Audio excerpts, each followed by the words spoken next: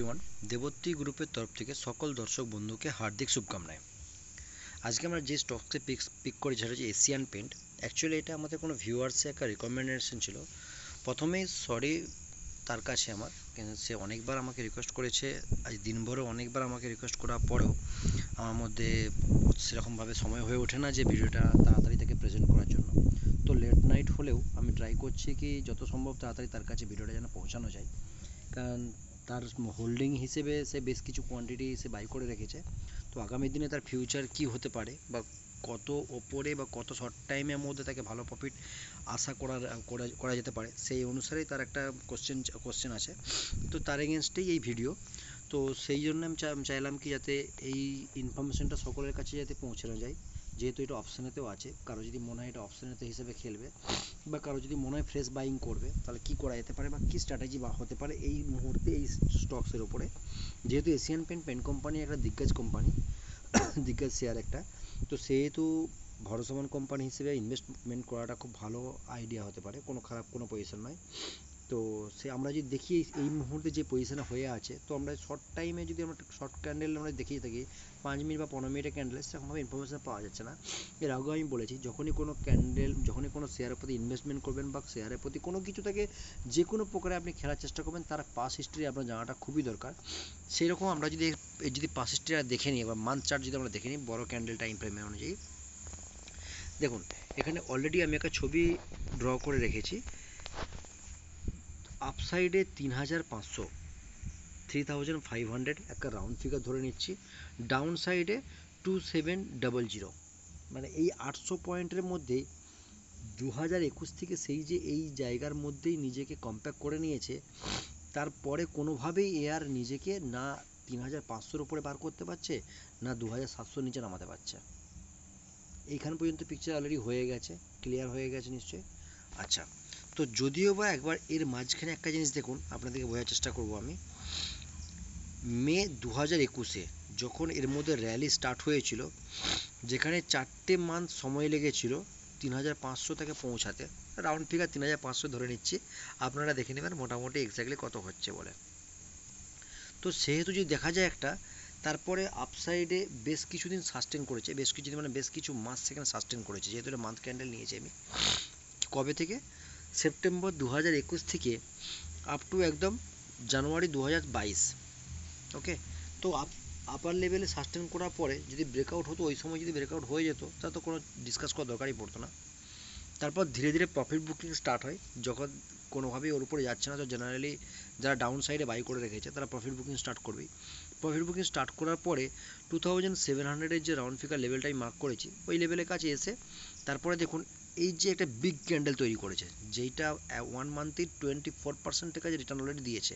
দেখুন 2700 থেকে অলমোস্ট 3400-এর কাছাকাছি একটা সিঙ্গেল ক্যান্ডেলে পাঠিয়ে দিয়েছে মান্থ ক্যান্ডেল অনুযায়ী। আপার লেভেলে গেছে, সাস্টেন করতে পারে না, আবার ঠিক প্রফিট বুকিং স্টার্ট হয়েছে। প্রফিট বুকিং স্টার্ট হওয়ার পর আবার সেম টু সেম জায়গাতে বারবার এসেছে। এভাবে পিকচার তৈরি হয়েছে। আমার জাস্ট আপনাদেরকে ইনফর্ম করার আছে, এই ক্যান্ডেলটাতে ডিসেম্বর 2023, ডিসেম্বর 2023 মানে অলমোস্ট আজ থেকে প্রায় যদি ধরেই নিই আমি, প্রায় 10 মাসের ওপরে হয়ে যাচ্ছে। এই ক্যান্ডেলে কেউ না কেউ আপার সাইডে এন্ট্রি করেছে। কেউ হয়তো ভেবেছে এরপরে রেজিস্ট্যান্স ব্রেকআউট যেটা আছে সেটা ব্রেকআউট করবে, তাহলে ভালো মুভমেন্ট পাওয়া যাবে, সে এন্ট্রি নিয়েছে। বা এইখানেতে কেউ না কেউ বুঝে না বুঝে যে কোনো প্রকার এন্ট্রি যে হোক না যে হোক, তো কেউ না কেউ আপার লেভেলে তো ফেসে তো আছে। তারপরে যখন এই ক্যান্ডেল থেকে মানে জানুয়ারি 2024 থেকে যখন আবার যখন সেম টু সেম যখন প্রফিট বুকিং যখন হয়, তো হলে অনেকেই বেরিয়ে গেছে, আর তা না হলে তারা এখনও পর্যন্ত হোল্ডিংয়ে আছে। তো যারা বেরিয়ে গেছে ভালো কথা। ঠিক তারপরে দেখুন এই যে ছোটো ছোটো মান্থ ক্যান্ডেলে দেখুন ডোজি টাইপের যে ক্যান্ডেল হয়েছে, ওকে, এই ক্যান্ডেলগুলোতে হেভি পরিমাণে বাইং স্টার্ট হয়েছে। যদি পড়ার থাকতো তো 2700-এর নিচে আসতে পারতো, বাট এই জায়গাতেই বিগ প্লেয়াররা কী করে, আবার বেশ কিছু কোয়ান্টিটি অ্যাড করে বা নর্মাল যারা রিটেল ট্রেডারও থাকে তারাও যখন দেখে বা যারা চার্ট রিডিং করতে জানে তারাও কিছু কেমন কোয়ান্টিটি বা যত দামি শেয়ারই হোক না কেন, যার কাছে যেমন ক্যাপিটাল সে সেই অনুযায়ী ইনভেস্ট করতেই থাকে। তো তারা অন্তত মান্থ চার্ট অনুযায়ী দেখে নেয় যে কোন জায়গাটাতে বেশি প্রেফার করছে কোনো একটা স্টকস, তো সেই জায়গায় তারা কিন্তু কিছু কিছু কোয়ান্টিটি ধীরে ধীরে ধীরে ধীরে অ্যাড করতে থাকে। অ্যাকচুয়ালি এটাই নিয়ম। তো এই জায়গাতে বেশ কিছু 3 থেকে 4 মাস অন্তত এখানে হোল্ড করেছে। তো একটা জিনিস ভালোভাবে বুঝুন, বোঝার চেষ্টা করুন যে এই জানুয়ারি মাসে বা ডিসেম্বর মাসে যে আপার লেভেলে বাই করে রেখেছে, সে তো অলরেডি 9-10 মাস ধরে যখন হোল্ড করছে, যখন এই ঠিক আবার তার বাইংয়ের কাছে এসেছে, অলরেডি তার মধ্যে যতটা পেশেন্স ছিল সবটা লুজ হয়ে গেছে। যত তার বাইংয়ের কাছাকাছি আসবে তখন তার মনে কি হবে না, এরপরে বাইংয়ের কাছাকাছি এসে আমি বেরিয়ে যাব। যেটা তো হয়, আমি ধরে নিলাম কোনো একজন ভদ্রলোক বা কোনো একটা কোম্পানি 3300 কাছে বাইং করে রেখেছিল। ফর এক্সাম্পল আমি জাস্ট আপনাদেরকে বোঝাবার জন্য বলে রাখছি। তো 3300 থেকে যখন প্রায় 2800 কাছাকাছি যখন নেমে গেছে বা 2750-এর কাছাকাছি যখন নেমে গেছে, সে দেখছে কি আমার পার পিস অনুযায়ী আমার প্রায় 600 থেকে 650 টাকা আমার পার পিসে আমার লস হচ্ছে। তো জেনারেলি তারপরেও সে যখন পেশেন্স নিয়ে যখন, জেনারেলি এটাই হয়, আপনি আপার সাইডে যখন যাবে তখন টার্গেট কত নেবেন আপনি হোল্ড করতে পারবেন না।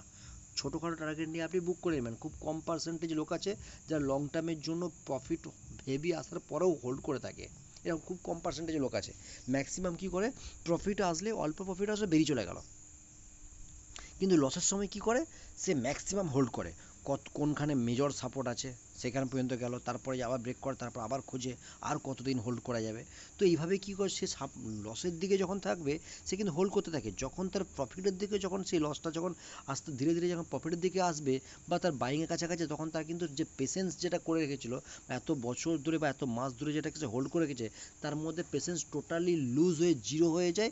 তখন সে তার বাইংয়ের কাছাকাছি বা তারপরেও যদি হিম্মত করে কোনো এক মানে কিছু দিনের জন্য যদি হোল্ড যদি করেও রাখে, তার বাইংয়ের থেকে একটু জাস্ট উপরে গিয়ে যদি আবার কোনো প্রকার একটা ডিপ মেরে দেয় না, সেই ডিপে এসে বেরিয়ে যাবে।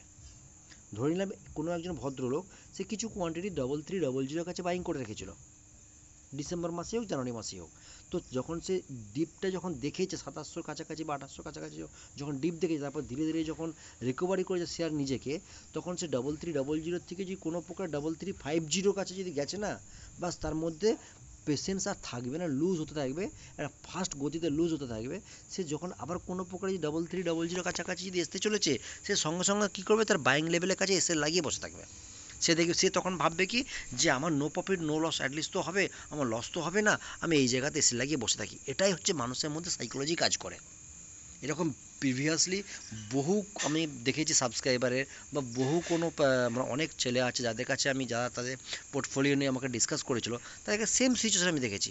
তারা এক একটা শেয়ার 3 বছর 4 বছর করে হোল্ড করে আছে, যখনই তাদের বাইংয়ের কাছে যখন ঘুরিয়ে যখন এসে গেল শেয়ার, বাস তার উপরে আর যদি 20 পয়েন্ট যদি আপে গেছে, সে দেখে নেবে কি বা আমার বাইংয়ের থেকে 4% আপে আছে, আমি বেরিয়ে যাই। আরে 3-4 বছর ধরে যখন হোল্ড করতে পেরেছে যখন, তাহলে এখনও এসেছে মানে শেয়ার এবার ব্রেকআউট হতেই তো পারে। তো এই মুহূর্তে আমি পেশেন্সটা লুজ করবো কেন, কী কারণের জন্য? এটাই হচ্ছে মেন ফ্যাক্ট।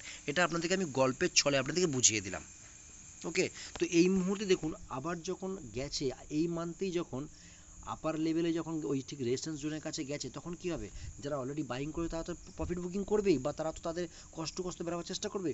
অটোমেটিক শেয়ার কী হবে, 2-4 দিনের জন্য বা দিন 10-15-এর জন্য শেয়ার একই জোনেতে স্টে করবে। তারপরে যে ব্রেকআউটটা হবে, এটা মান্থ ক্যান্ডেল আমি দেখছি।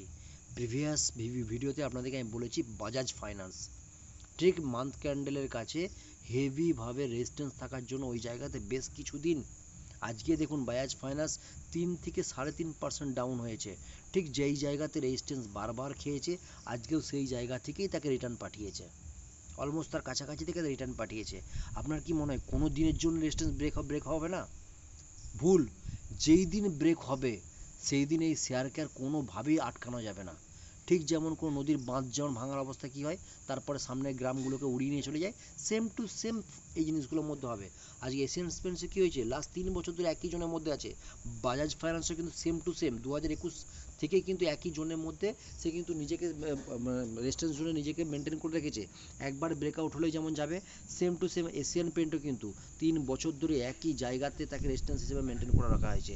কোনোভাবে যখন এটা ব্রেকআউট হবে না, একদম প্রথম সে রাউন্ড ফিগার খুঁজবে 4000, তারপরে খুঁজবে 5000, মিলিয়ে নেবেন এটা একদম। আমি বলছি না কালকে ব্রেকআউট হবে, আমি বলছি না যে ডিসেম্বর মাসের মধ্যে ব্রেকআউট হবে, যেই দিন হবে উইদিন 1 থেকে 2 মান্থের মধ্যে আপনি মিলিয়ে নেবেন। 1000 থেকে 1500 পয়েন্ট মারাটা কোনো ব্যাপার নয় এদের কাছে। এরা টপ লিডার, যে যার সেক্টরের মধ্যে এরা হিরো। তাই এদের কাছে 1 মান্থের মধ্যে 10% কি 15% কি 20% মারাটা কোনো ব্যাপারই নয় এদের কাছে। মেরে দেবে পরপর 3-4 দিন যদি 5-5% মেরে দেয় না, আরামসে পৌঁছে যাবে। তাই এই সমস্ত শেয়ারকে কখনো আন্ডার এস্টিমেট করবেন না। যাদের কাছে হোল্ডিং আছে পেশেন্স নিয়ে বসুন, ঠিক আছে। যদি আপনার বাইং লেভেলের কাছে যদি আসে কোনো অসুবিধা নেই, পেশেন্স নিয়ে রাখুন। আপনি তো অলরেডি পেয়ে গেছেন 2700-এর কাছাকাছি একটা, এর মধ্যে একটা রেস্ট সাপোর্ট জোন আছে। আপার লেভেলে যদি বাইংও থাকে না, 2700-এর কাছে আসলে আবার বাই করুন, আবার বাই করুন, তারপর দেখুন আপার সাইডে আবার যাবেও। তো এইভাবে কতদিন না যাবে। যদি আপনার যদি কোনো রকমভাবে যদি বাইংয়ের কাছাকাছি থেকে যদি ডাউনও আসে না, আপনি 2700 বাইং করার পর আবার আপে যখন যাবে, তখন অ্যাভারেজ প্রাইস আপনার যেটা আসবে তখন প্রফিটে থাকবেন আপনি। তো আমার মনে হয় হোল্ড করুন, হোল্ড করুন। আমার মত অনুযায়ী প্রথম টার্গেট এর বেরাবে 4000 টাকা। তার আগে কোনো রকমভাবে বেচার কোনো দরকারই নেই। যারা এখানে ফ্রেশ এন্ট্রি নেবেন তাদেরকে আমি এবার ছোটো টাইম ফ্রেমে বোঝাবার চেষ্টা করি। আমি চলে যাচ্ছি ডে ক্যান্ডেলে। দেখুন ডে ক্যান্ডেল আজকে দেখুন এর মধ্যেও কী হয়েছে, আপার লেভেলে যাওয়ার পরে কত পার্সেন্ট ডাউন হয়েছে আজকে, যদি এর মধ্যে বিরাট কিছু পার্সেন্ট ডাউন হয় না। তো দেখুন, যদি কারো ফ্রেশ এন্ট্রি করার ইচ্ছা থাকে তার জন্য প্রথমে বলে দিই, যদি কোনোভাবে যদি এই লেভেলের কাছে আপনি পেয়ে যান, এক সেকেন্ড আপনাকে ড্র করে দেখাচ্ছি আমি। যদি কোনোভাবে আপনি যদি এই জোনের কাছাকাছি যদি পেয়ে থাকেন, বা হয়তো কালকের দিন আসতে পারে, পরশু দিন আসতে পারে, যদি কোনোভাবে 3100 কাছাকাছি যদি পান আপনি, তো আপনি ফ্রেশ এন্ট্রি করতে পারেন। যারা অলরেডি আপার লেভেলে বাই করে রেখেছেন তাদেরকে বলে অ্যাভারেজ করা এই মুহূর্তে কোনো দরকার নেই। 2700 অলরেডি বলে দিয়েছি, সেখানে অ্যাভারেজ করুন। যারা ডাউন থেকে বাই করে রেখেছেন তাদেরকে বলো নতুন ফ্রেশ কোয়ান্টিটি এই মুহূর্তে অ্যাড করার দরকার নেই, ব্রেকআউটটা হতে দিন, তারপরে অ্যাড করবেন। ওকে, যদি যারা ফ্রেশ এন্ট্রি করবেন তারা যে 3100 কাছাকাছি যদি পান, বাই করুন, আরামসে হোল্ড করুন। আরামসে মানে আরামসে। কোনো শেয়ার আজকে নিয়ে 2 মাসের মধ্যে শেয়ার যে ডাউন হয়, সেটা কোনো ডাউন নয়। শেয়ার যদি কোনোভাবে থাকে যে আপনি এখন কোনো শেয়ারকে যখন বাই করে থাকেন, আপনার হোল্ডিং মানে কি, সেটা 1 বছর 2 বছর 3 বছর 4 বছর হতে থাকে। তো তবেই আপনি যারা বড় বড় পোর্টফোলিও বানায় তাদের মধ্যে পেশেন্স রাখতে হয়। তো আমার মনে হয় যারা মানে নতুন বাই করতে চান একটু হোল্ড করে যান, 3100 কাছে পেলে বাই করুন, আদারওয়াইজ ব্রেকআউট হওয়ার পরে বাই করুন। তাহলে আপনার মধ্যে টেনশন থাকবে না। অলরেডি ব্রেকআউট হওয়ার পরে সে অলরেডি 4000-এর টার্গেট, বা আপনার মধ্যে যদি মনে হয় পেশেন্স নিয়ে আমার কাছে 3800-এর কাছাকাছি আসলে, বা 3400 বা 500-এর কাছে যে বাই করি আমি, তাহলে 3600-এ বেরিয়ে যাব। আপনার ইচ্ছা, সেটা আপনার পুরোপুরি আপনার উপর ডিপেন্ড করবে কত পয়েন্ট আপনি প্রফিট নেওয়ার জন্য রেডি থাকবেন। তো আমার মনে হয় যারা নিচের থেকে বাই করে রেখেছেন আরামসে হোল্ড করুন। 4000 প্রথম টার্গেট, দ্বিতীয় টার্গেট 5000, দরকার পড়ে ব্রেকআউট হওয়ার পরে আবার অ্যাভারেজ করুন, কিছু কোয়ান্টিটি আরও অ্যাড করুন, কিন্তু পালিয়ে যাবেন না এখান থেকে। ওকে, এরপরে বলি অপশানের জন্য। সবসময়ের জন্য আমি অপশানকে প্রেফার করি বেশ কিছুটা, তাই আমি অপশানের জন্য ছেলেদেরকে আমি বলে রাখবো। দেখুন, যারা অপশানে বাই করতে চাইছেন তাদেরকে আমি 15 মিনিট প্লাস 1 আওয়ার টাইম ফ্রেমে ভালো করে বুঝিয়ে দিই। এই মুহূর্তে অপশানের ক্ষেত্রে একটা জিনিস দেখুন, কোন ডেট এটা, 11ই সেপ্টেম্বরে যেই ক্যান্ডেলটা মেরেছিল সেই ক্যান্ডেলটাকে এখনও পর্যন্ত ডাউন সাইডে ব্রেক হয় না।